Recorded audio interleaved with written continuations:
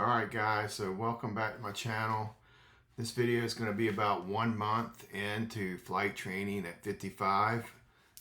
Like I said, last video was my first week. That's just something I always wanted to do, and I had the opportunity to do it. And I encourage you, if it's something that you want and you think you can do and you can afford it, definitely start it. It's so rewarding and challenging. So what I'm going to do here is I'm going to play my ADS-B as I talk, which if you're not familiar with this is something I read about online, I think one of the Facebook groups where, so this will probably be very little editing as well, but on one of the Facebook groups, I learned about ADS-B exchange and figured out how you can actually go back and see your flight. This is a week 2 flight, I believe, a week 2 flight that I found, and I'm going to let it play as I talk about the syllabus and some of the things that, the way I feel or what I'm thinking. It's not really structured, so I'm going to try not to talk and get into the main part of it. This is basically the syllabus here of what they teach, and I'm just going to go down to stage 1. Okay, introduction to flying. This is where I'm at now, 4 weeks into stage 1, prior to solo. So the flight training process, training plane, pre-flight. Pre-flight's my pre-flight inspection prior to takeoff, taxiing. So I think it was my 3rd lesson, 2nd week, that I had a very good instructor who wouldn't let me, he didn't push me to do more than I could do, but he pushed me to at least do this, because taxiing is actually a lot harder than I thought on a Cessna. Or that's what I was told, is Cessnas are hard to taxi. I don't know, but the whole getting used to the left-right rudder, to steer and the brake, and like when we were taxiing around Statesville Airport, he says, hey, that yoke's not going to help you any. And I was like, well, yeah, I know, but it just makes me feel better. So it's a very hard habit to break, but I'm getting better at it. 4 basics of flight: straight and level, turns, climbs, descents.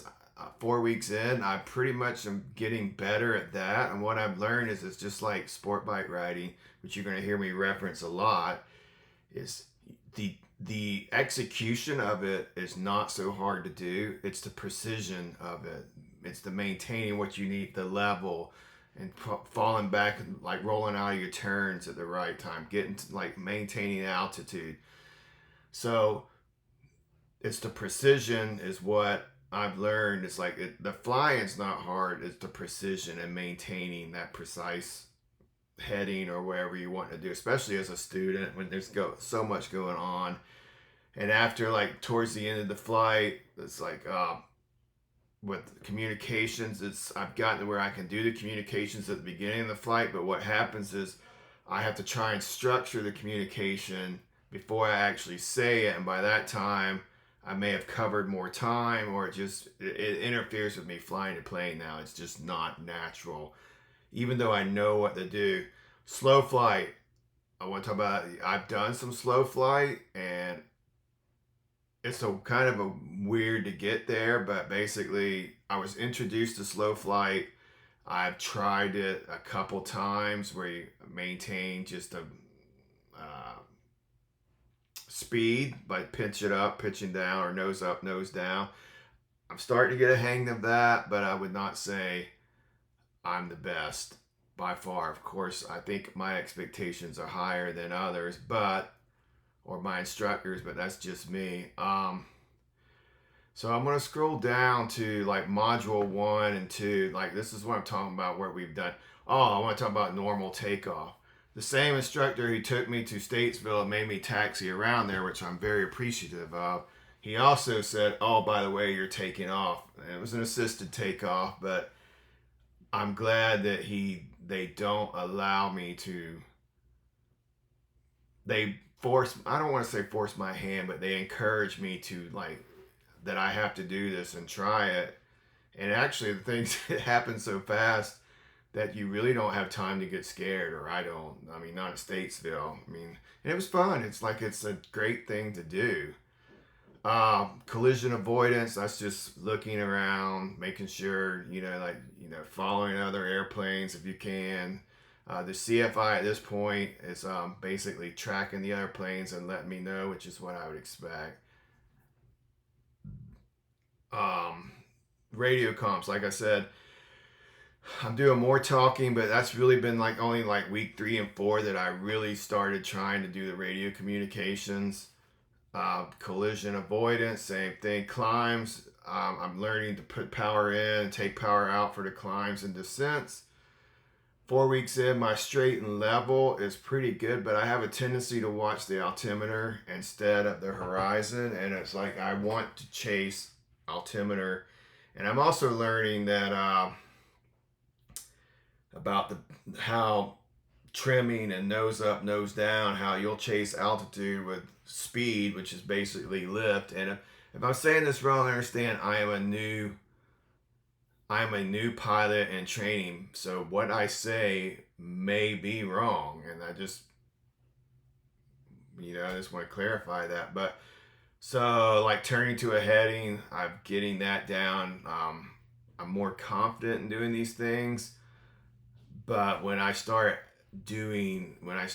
like multitasking, we'll just say like where I have to make a radio call, I'm making a turn, I'm trying to go to a heading, and I'm climbing and maintaining a certain speed, it still gets to be overwhelming. I mean, it still gets to add. I mean, it gets to be tough. But just want to point out real quick, this is the flight I took. I went through it quicker than I thought. Normal approach and land. I have not done any landings yet. I have like kind of obviously ridden with them, had them talk through. It's just been too windy for me to try like a landing with assisted landing. I have done slow flight. Stalls. I was introduced to stalls. That's another thing that I thought, it sounds scary. Like, oh my God, we're going to do a stall. But in real life, it just doesn't seem like a big deal to me. And maybe that's going back to motorcycles again. I don't know. I mean, maybe it's got to do with heavy braking and at 150. And I don't know. It's just that the stalls don't scare me. Of course, I haven't got to a spin or nothing's wrong's really happened either. But they're not scary to me so far. All right, so now I'm on the syllabus. You see module 4. This is where I'm at 1 month in. I'm actually in my 5th week now, but I'm talking about I've only had 2 lessons this week, so I want to just stay like I'm still in module 4. I'm in module 4 right now. These are the things that I'm doing: power on stalls, power off stalls, slow flight, and then he is having me doing some turn to headings, straight and level, just to maintain that proficiency. But I think the next thing is we're going to move into landings, which kind of scares me. That is a little unnerving, just seeing them do the landings. Did some pattern work, this going into the pattern communications.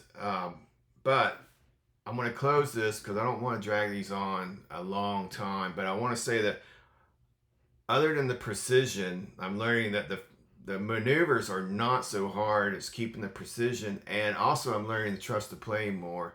I'm learning that it's not just going to fall out of the sky, and that, I mean, it would take effort to fall out of the sky. And you learning that you can glide, and I mean, you look around. So I don't want to get it too deep into this, but I'm learning to trust the plane more, and all the apprehensions and kind of the fears that most people have or you would have going into this are starting to go away. So anyway, I'm going to end this video. Subscribe if you want to see more. I'm in my 5th week now. This just covered up to a month. And at the end of this week, I'm going to put together what I think of my 5th week, and we're just going to see how this goes from there. So I hope you enjoy this video. I'm going to post this unedited. If you're here, thank you. And I'll catch up with you after week 5.